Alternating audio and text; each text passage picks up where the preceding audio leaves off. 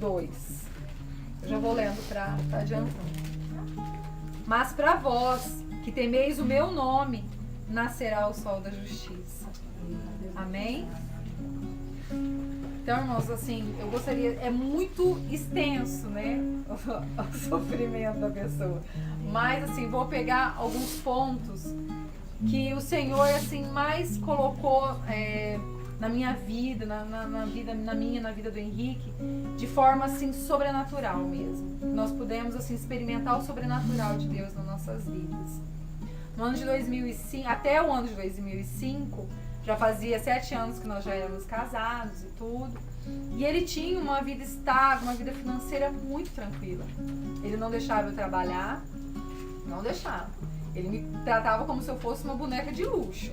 Eu tinha que ficar dentro de casa, não podia sair, e era lá que ele queria que eu ficasse. Então eu não trabalhava, ele não deixava também eu estudar, e eu ficava em casa. Casei muito cedo, com 17 anos, e eu ficava só dentro de casa. E a nossa vida era uma vida muito boa, a gente viajava, a gente passeava, a gente ia pra fora do país, a gente ia, se queria ir uma vez por ano ia, se queria 2 ia. A gente tinha uma vida bem tranquila. E só éramos eu e ele. Aí quando a gente completou 6 anos de casado, a gente decidiu que era hora de sossegar nós dois e então eu engravidar. Então eu me planejei para essa gravidez. Foi uma gravidez planejada. Né? A gente foi lá, nada eu fazia aqui, tudo era fora daqui, né? Aí a gente foi pra fora, foi em outra cidade, fui numa loja muito chique, encomendei todo o quarto dela, todo o quarto. Se os irmãos têm uma noção, eu pintava a minha casa a cada 2 meses. Eu enjoava da cor, eu mandava pintar.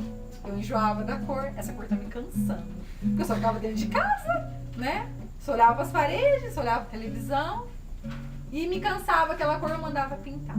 O quarto da Maria Clara, eu chamei decorador, foi feito assim, do jeito que eu quis. Até os puxadores era de cerâmica feita à mão.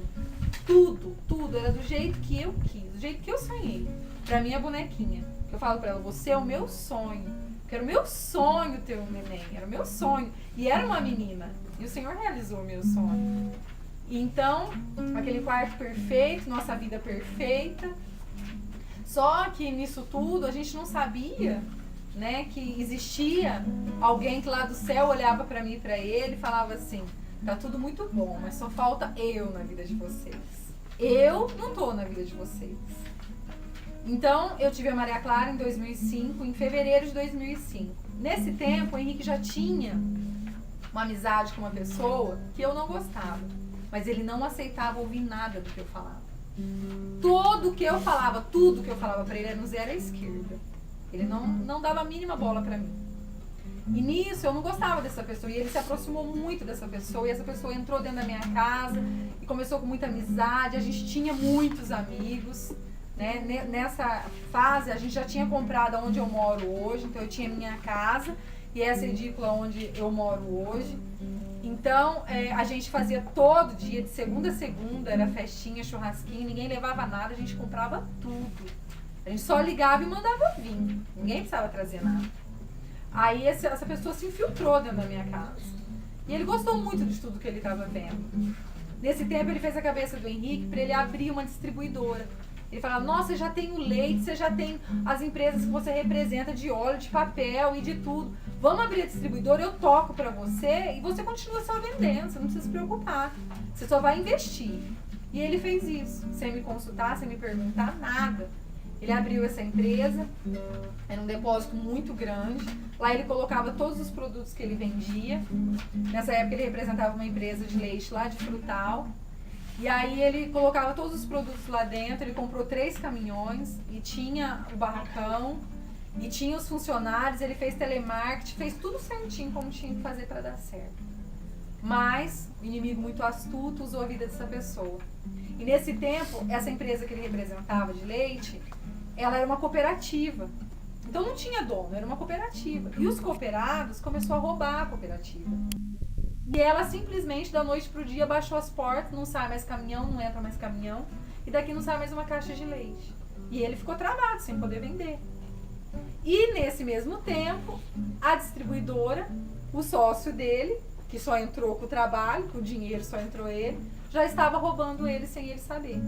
Ele pegava notas frias, era um valor muito maior, ele pagava um tanto para a empresa já sabendo do acordo devolvia o restante para ele. Aí a gente começou a perceber que o negócio não tinha mais de onde tirar dinheiro, aí as dívidas começou a aparecer dívida. Aí como já o laticínio já estava fechado, aí ele falou, agora só me resta a distribuidora. Aí ele foi tentar colocar o esforço dele lá dentro, mas já era tarde demais. O rombo já era muito grande. Ele já tinha roubado muito. Aí já não tinha mais o que fazer.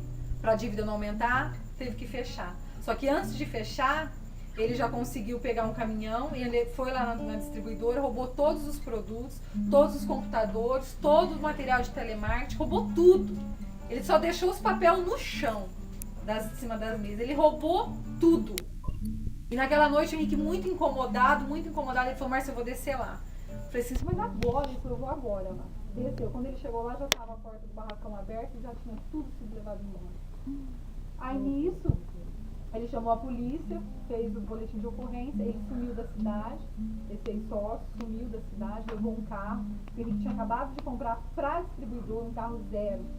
Levou embora o carro, ele fugiu com o carro, com tudo que tinha lá dentro e foi embora. E aí começou tudo a dar errado. E o Henrique falava assim, ele tinha uma prepotência tão grande que ele falava assim, até o que eu faço que é para dar errado, dá certo. Ele falava. Tudo que ele fazia dava muito certo. As pessoas vinham pedir conselho para ele, as pessoas vinham falar para ele, Henrique, o que eu faço de melhor? O que você acha? Pedia para ele. De repente, ele se tornou quebrado. E a primeira coisa que aconteceu, a gente começou a vender tudo que tinha para tentar salvar o nome dele.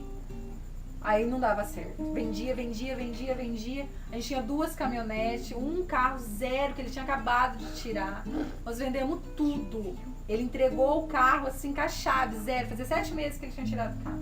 Ele entregou tudo pra agiota. Nós se afundamos a nossa vida com a agiota. E a agiota de quem já tem uma condição melhor não é como esse que a gente encontra por aí. Eles fazem tudo legalizado, aparentemente. Eles fazem tudo no papel. Um advogado acobertando eles para eles poderem tomar tudo que é seu. Ele é verdadeiramente o devorador migrador das nossas vidas. Esses agiotas que Satanás usa. E o Henrique começou, ele tinha amizade com uma amizade muito próxima. E o Henrique foi um pato fácil para cair na mão dele, porque o desespero dele de limpar o nome dele era tão grande que ele ia pegando. Ele, não, te ofereço 20, te ofereço 30, não é reais não, é 1.000. Te ofereço, ele ia, pegava e dava na mão dele. Não, quando você puder, você me paga. Esquenta não. E a dívida só foi aumentando, como uma bola de neve. E eu tinha a Maria Clara com 4 meses com isso tudo. E o nosso castelo foi desabando. Até que chegou num ponto que a gente se viu no momento de ter que vender a casa. Vamos vender a casa. Aí nós vendemos a casa a preço de banana. Para saldar uma dívida. E quando a gente foi com o dinheiro para saldar, a pessoa não quis mais. Aí nós pegamos esse dinheiro e torramos esse dinheiro. Não sei falar para onde que foi, o que que fez, não sei. Torramos o dinheiro. Nosso padrão de vida caiu totalmente. Aquela que podia comprar tudo já não podia comprar nada. Aquela que podia tudo já não pode nada, nem carro para andar tinha.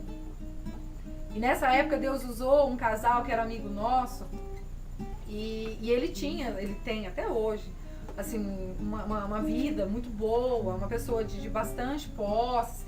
E nessa época, eles viram a nossa situação e ele falou assim, eu não vou deixar vocês a pé. Vocês estão com criança pequena, vocês moram longe, eu vou emprestar um carro meu para vocês. Ele pegou um carro e emprestou pro Henrique poder trabalhar e para poder fazer o que fosse possível com aquele carro. Porque era um carro já também não muito bom. E era o que a gente tinha.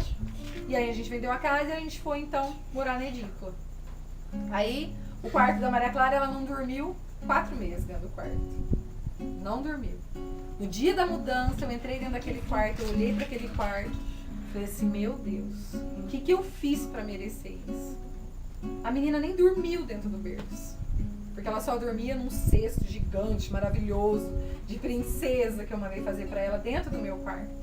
Então, pro quarto dela, o meu propósito era ela dormir depois dos 6 meses. Ela dormia no meu. Então, ela nem dormiu no berço dela. Desmontei tudo, desfiz tudo. Nem quis entregar a chave pro rapaz, fomos embora. Aí a nossa casa era muito grande, muitos móveis. Onde que eu ia pôr tudo aquilo? Se eu ia morar agora em 2 cômodos. Aí comecei a repartir e dividir tudo. Um pouco foi pra lá pra casa onde a gente já tinha, que minha sogra morava. Outro pouco foi pra minha mãe. Outro pouco ficou lá pro lado de fora, com o tempo consumindo. E assim foi tudo dividido. E sobrou o que deu pra ficar lá, foi o que sobrou. Aí a gente ficou morando lá. Quando fazia 2 meses que eu tava morando lá, eu tava só eu e a Maria Clara, bebezinha. E tocou o interfone, eu fui atender um oficial de justiça. Uma ordem de despejo, pra me sair da minha casa. Eu não entendi nada, falei, como assim? Vou sair daqui? Já tava o caminhão já esperando. Aí eu falei, não posso sair daqui. A casa é minha. Não, a casa não é mais sua. Seu marido deu ela em garantia por uma dívida. E meu marido, ele nunca ia fazer isso. Nunca ele ia fazer isso. Deixar eu e a filha dele sem teto, ele nunca ia fazer isso. Passei a mão no telefone, liguei pra ele, já tava na estrada. Falei, volta aqui agora, que tem um oficial de justiça falando que a gente vai ser despejado. Aí ele lembrou do que ele fez. Há meses atrás, o agiota dando muita pressão nele, ele não aguentou e ele deu a casa em garantia. Só que o valor da casa era muito maior do que ele devia. Muito maior. Só que aí o que ele fez? Ele fez com boa fé. Ele falou assim, não, eu vou dar o valor em garantia, mas eu vou vir te pagar e vou ficar com a casa. Só que como era muita coisa para ele resolver, ele se esqueceu desse contrato. E ele fez dentro do escritório de advogado. Advogado do diabo. E eles não esqueceram, eles contavam os dias para ele esquecer e esse contrato venceu o prazo. E foi o que aconteceu. Aí foi o dia de maior, profunda tristeza das nossas vidas, foi isso. Nós tivemos que sair à noite de dentro de casa. Eu não tinha para onde ir, eu não tinha onde colocar o resto das minhas coisas que sobrou. Eu tava com a Maria Clara de colo, totalmente assim, desamparada, eu e ele. Ele não se dava com a minha família, ele não gostava dos meus pais, ele não gostava dos meus irmãos. E nós não tínhamos para onde ir, porque nessa época todos os amigos já tinham nos deixado. Ninguém ligava para saber como que a gente estava. Como que a Nenê estava, como que eu estava. Ninguém. E se eu tentasse ligar no celular de eles não iam me atender. Eles não iam atender. E nesse dia, só a minha mãe nos acolheu. Minha mãe abriu as portas da casa dela e nós ficamos na casa da minha mãe. Com todas as nossas coisas lá na área dela, na garagem dela. Todas as coisas. Tudo lá. E nós ficamos lá essa noite. Aí um cunhado meu conseguiu uma casa também bem pequena lá na Vila Paulista. E nós fomos pra lá com as nossas coisas pra essa casa. Aí também aquele pouquinho de coisa já não cabia dentro dessa outra casa. Então pra cada lugar que eu ia, mais um pouco de coisa ia ficando pra trás. E lá nessa casa era assim, um fedor de esgoto, era um cheiro terrível de esgoto, uma casa escura, uma casa feia, velha. Era uma favelinha a casa, era um terror. Eu não podia apagar a luz pra dormir, que se eu apagasse, barato subia em cima da gente. Tinha que dormir de luz acesa com o veneno do lado. Era um terror. Foram 2 meses de terror. E nós íamos nos advogados para eles tentar fazer a nossa situação voltar atrás. Todos os advogados olhavam para nós e falavam assim, não tem mais jeito. Não tem mais jeito. Você foi fazer isso, ó, você assinou isso aí, não tem mais jeito. A casa já é dele. E ele fazendo festa lá, não acredito. Fazendo festa, né? E ele, todos os advogados que a gente ia.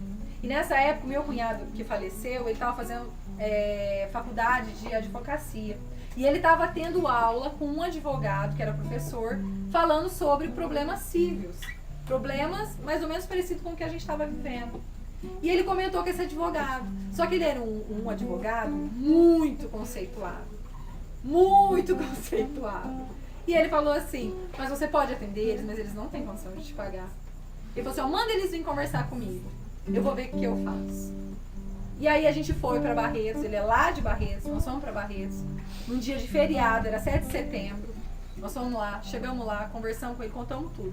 Ele olhou pra cara do Henrique, ele acabou com o Henrique. Ele falou, não acredito que você fez isso. Eu não acredito. Primeiro ele detonou com o Henrique.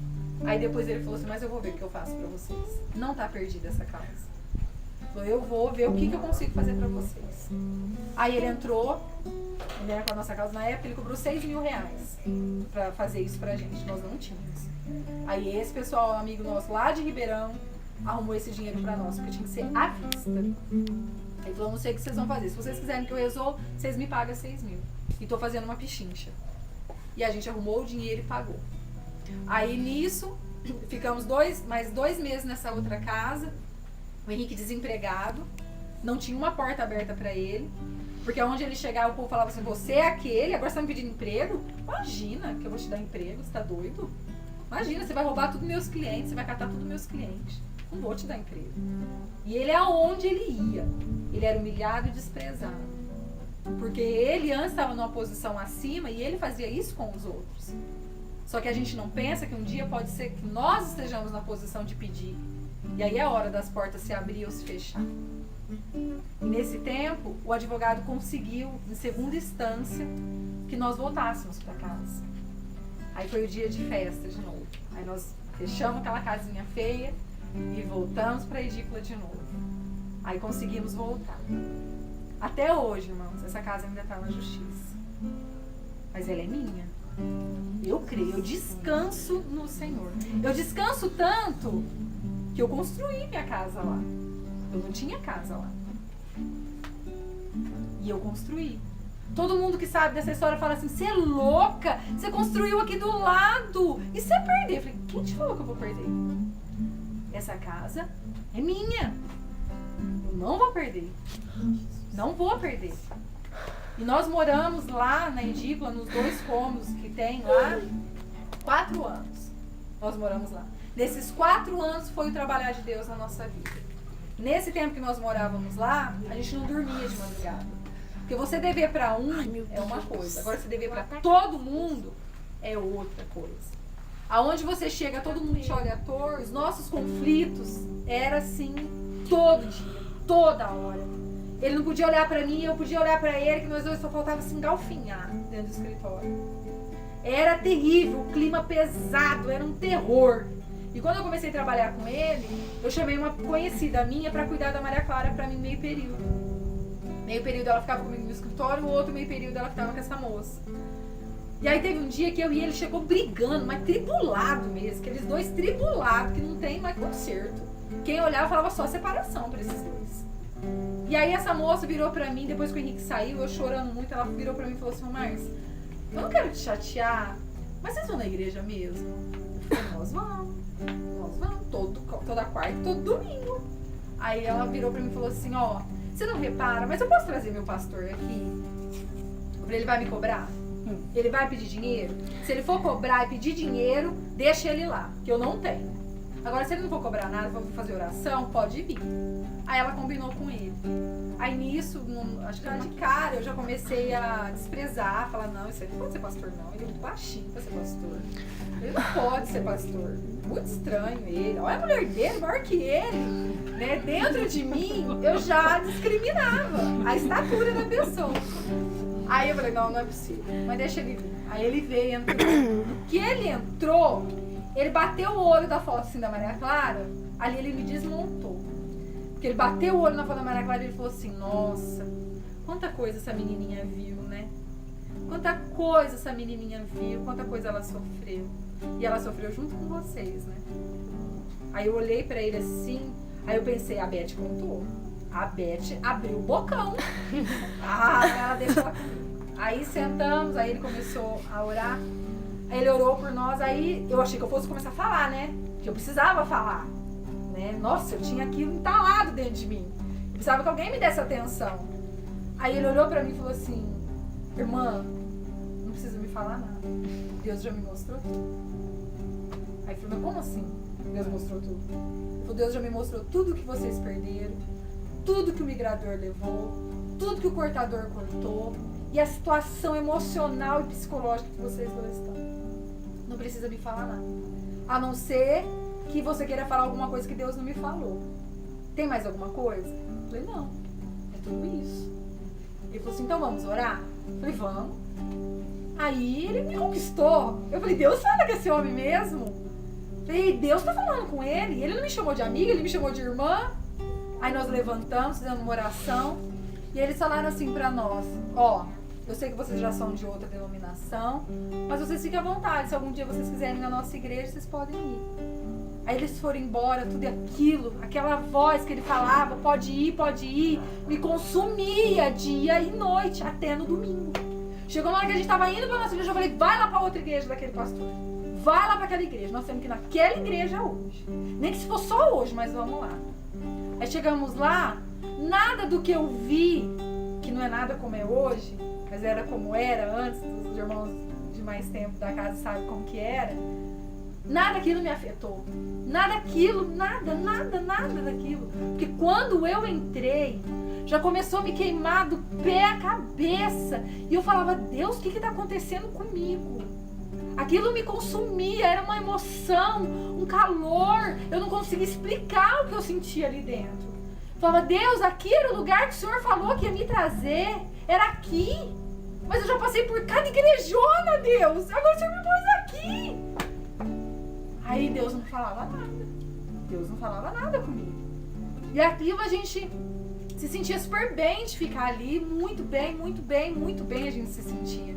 E aí a gente começou a ir na quarta e no domingo. Na quarta e a gente de tudo quanto é canto pra cobrar a gente. E eles vinham armados. Vinha cada mão desse tamanho assim, ó. Até que teve um dia que eu peitei um. Ele veio pra cobrar. Aí eu cheguei nele e falei assim, moço, eu não tenho o dinheiro que você quer. Mas não tenho porque eu não quero. Porque nos roubaram. Mas um dia, moço, você vai ficar sabendo de mim. Você vai ficar sabendo que Deus me restituiu tudo de volta que o inimigo levou. E eu vou ter condição de te pagar. Ele olhou pra mim e ele falou assim, ah, é? Falei, é. Falei, agora quem falar primeiro perde. Aí ele falou assim, então tá bom. Fala pro seu marido que eu vou voltar, hein? Falei, volta só quando nós tiver dinheiro. Falei, tá bom. Ele entrou dentro do carro e foi embora. Aquilo depois, eu não tinha perna, não tinha pé pra ficar mais onde eu tava. Eu fiquei.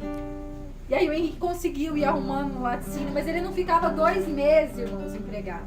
2 meses ele não ficava. Ele já era mandado de perseguição. E ele não ficava empregado. E aquilo dinheiro, assim, já não tinha mais nem pra comer.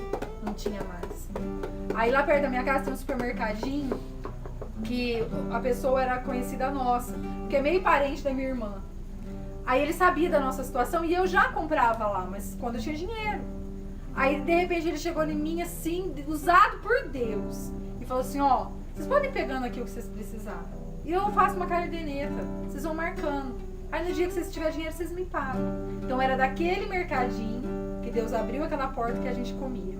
Porque a gente não tinha condições. Carne, eu só comia na casa da minha mãe. Na minha casa não tinha.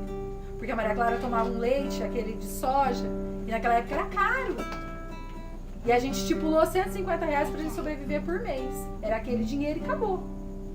Vai passar com R$150 por mês. Então eu comprava R$150 por mês. Só que a maior parte desses R$150 era o leite dela. E no mercado pequeno o leite fica mais caro ainda. Então era assim que a gente passava. A gente foi ficando magro, que era uma benção. Tudo magrinho.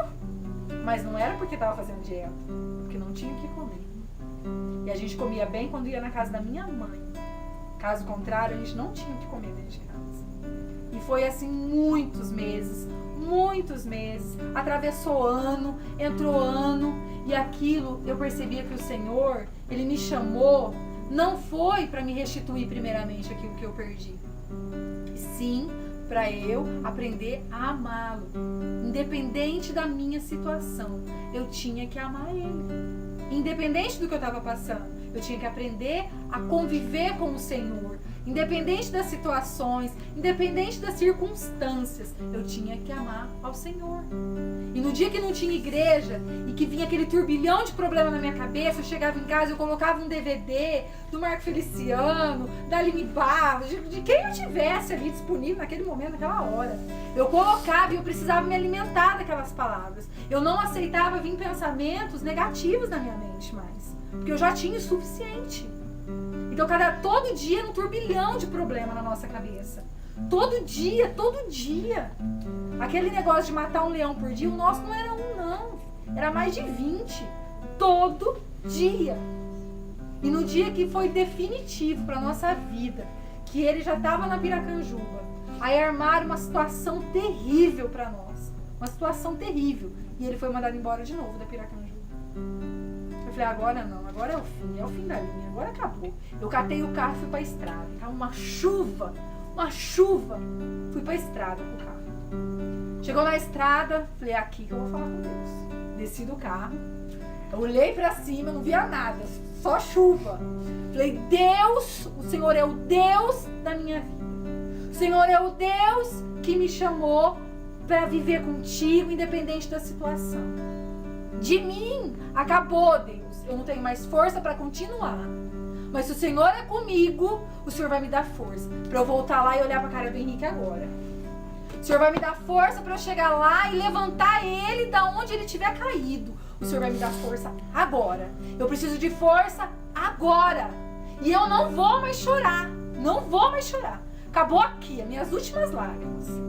Sequei as lágrimas, voltei lá pro barracão de novo. Cheguei lá no barracão, ele dentro da sala.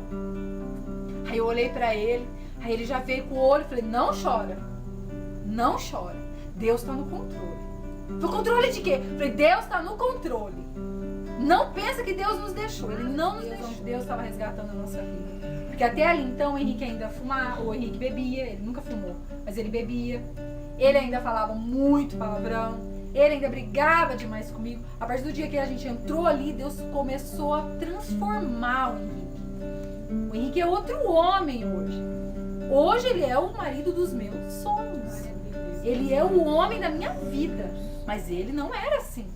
Ele era totalmente diferente. Completamente diferente. Então nesse tempo, irmãos, eu precisava ser fiel com o Senhor. Porque era ali que ele estava sendo fiel comigo. E o Senhor foi fiel. O Senhor foi nos mudando, nos transformando, nos renovando. É como se a gente estivesse realmente dentro da casa do oleiro. Ficamos durante 4 anos dentro da casa do oleiro. 4 anos dentro da casa do oleiro. Até no dia que o Senhor falou assim, chega, acabou, chega de sofrer. Agora vocês vão ver o sol da justiça brilhar na vida de vocês. E esse sol da justiça aqui veio brilhar na vida dele. Eu engravidei do Caio. A gente morava ainda lá naquela casa pequena, de 2 cômodos. E eu grávida dele. A Maria Clara já dormia no chão. Falei, Deus, agora eu tô grávida, eu não tenho onde colocar o menino. Onde eu vou pôr o menino? Em cima de mim? No meio de nós dois? Não tem. O pastor chegou na minha casa. Deus mandou eu construir a casa de vocês. Construir a casa. Deus mandou eu construir a casa de vocês. Em dias, eu vi com os meus olhos o sobrenatural de Deus. Aquilo que eu pedia todos os dias em oração. Eu falava, eu quero provar do teu sobrenatural. Em poucos dias eu vi. Foi parecendo banco ligando no escritório para me dar conta. Um limite gigantesco na conta. E eu não tinha dinheiro para pôr na conta. Até que apareceu um banco e ele falou assim, eu te dou um crédito de construção imobiliário. Falei, epa, esse eu preciso. Fui lá, preenchi toda a papelada, falei, mas você vai me dar hoje? Te dou hoje. Quanto você precisa? Eu preciso construir minha casa. Só preciso construir minha casa. E com esse dinheiro nós levantamos a casa, terminamos ela por dentro, né? O Senhor foi me restituindo meus móveis de novo, Ele me deu tudo novo. Então eu não tenho hoje como não falar que eu provei das maravilhas do Senhor. Eu comi do maná que desceu do céu na nossa vida. Porque na nossa vida literalmente desceu o maná e as codornizes. Todos os dias. Todos os dias. Nós temos provado isso do Senhor. Hoje Ele voltou a ser uma pessoa influente. Hoje as pessoas voltou a respeitar Ele. Porque hoje as pessoas olham para Ele, não olham mais para Ele como quebrado, mas olham para Ele como um homem de Deus. Um homem que Deus levantou. Todos do nosso ciclo de relacionamento, de trabalho, sabem que Ele é crente. E todos respeitam Ele. Todos respeitam. Porque sabe de onde Deus nos tirou. E aonde Deus nos colocou. E hoje aconteceu algo assim tão maravilhoso, mas tão maravilhoso, que eu comecei a chorar e eu chorava compulsivamente, porque hoje de novo o Senhor fez as maravilhas. Glória a Deus. Não sei se os irmãos conhecem o Atacadão de Ribeirão Preto. Então é uma rede muito grande. Só que um só atendia toda essa rede. Um representante só. E ele foi mandado embora, porque ele fez algumas coisas erradas e ele foi mandado embora. E foi dividido as regiões. Então agora toda a região daqui do interior de São Paulo é do Henrique. Glória a Deus! Então era uma coisa que eu vou lá fazer compra, né? No Atacadão. E eu vou nas prateleiras, eu vi os nossos produtos. Eu olhava e falava assim, Deus, só podia ser nosso, né, Deus? Só podia ser nosso. Podia ser nós que vendeu. Tá aqui, glória a Deus. A Piracanjuba tá bom. Mas podia ser nós que tinha vendido. E hoje, na hora que ele mandou aquele e-mail, o Henrique falou assim, Márcia, olha, eu não vou te contar, você tem que olhar. Eu olhei, eu comecei a chorar, eu chorava tanto, eu falava, Deus, como o Senhor é maravilhoso, o Senhor nos surpreende. Nós não conseguimos surpreender a Deus, mas Ele nos surpreende. Porque Ele age quando você fala assim, já acabou todas as novidades, aí lá vem o Senhor com mais um monte de novidades. Porque Ele nos prova a nossa fidelidade, o nosso caráter, como você vai se comportar diante das situações. Você vai dizer não ao pecado, não aos pratos que o diabo te oferece. Mas o mais importante é aquilo que nós vamos receber lá na frente. É aquilo que nós vamos ter da mão do Senhor. Porque aquilo que os olhos não viu, aquilo que os ouvidos ainda não ouviu, é o que o Senhor tem preparado para cada um de nós. Amém? Amém? Amém. Nós vamos provar o sobrenatural do Senhor.